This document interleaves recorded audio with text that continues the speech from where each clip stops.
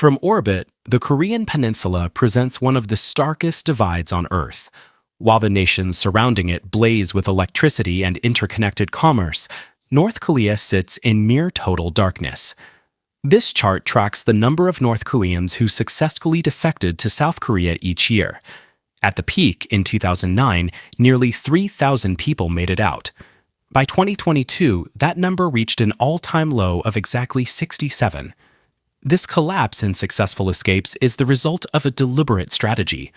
Since taking power in late 2011, Kim Jong-un has systematically dismantled the pathways his citizens once used to leave. This isolation relies on three distinct domains: the geographic borders, the economic pathways for smuggling, and the digital information space. The combination of physical fortifications, extreme financial risk, and absolute digital control has severed the connection between North Korea and the outside world. This 3D topographical map traces North Korea's northern border with China.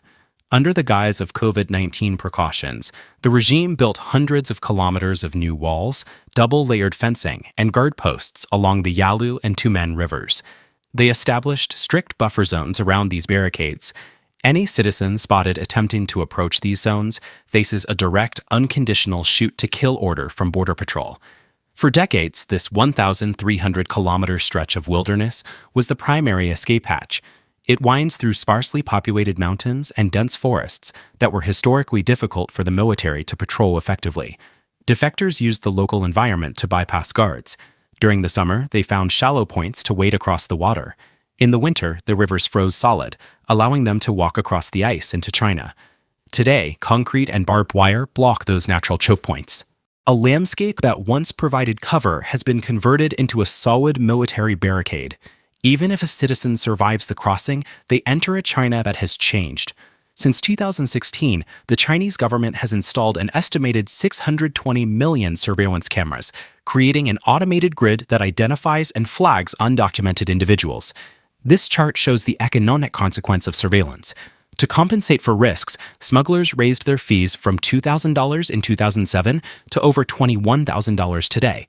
With citizens earning under $2,000 a year, saving for a decade for a single broker is no longer realistic. In the early 2000s, defectors relied on underground brokers to guide them through a 4,000-mile shadow network across China, eventually surrendering to safe haven embassies in Thailand, Vietnam, or Mongolia. Thousands of people successfully used these networks to secure passage to South Korea. Now, external surveillance has driven the cost of that network to an unattainable threshold. The regime has successfully used economic barriers to finish the work their border guards began. The final component of this fortress is digital. In late 2020, Pyongyang enacted the Reactionary Ideology and Culture Rejection Act, making it a severe crime to possess any technology other than a state-sanctioned smartphone. This schematic shows how the state-mandated operating system, Red Star, controls user activity. It automatically rejects any file not created by the regime and takes randomized, undeletable screenshots of a user's screen from mandatory police inspections. Before these controls, entrepreneurs smuggled micro SD cards across the northern borders to sell in local markets. These chips contained Hollywood movies and South Korean TV shows, media that provided citizens with evidence of a modern world existing beyond their borders. Distributing that media now carries the threat of public execution. By coding surveillance into every device, the state has choked off the last remaining window to outside ideas. The immediate result of this lockdown is a human crisis in limbo.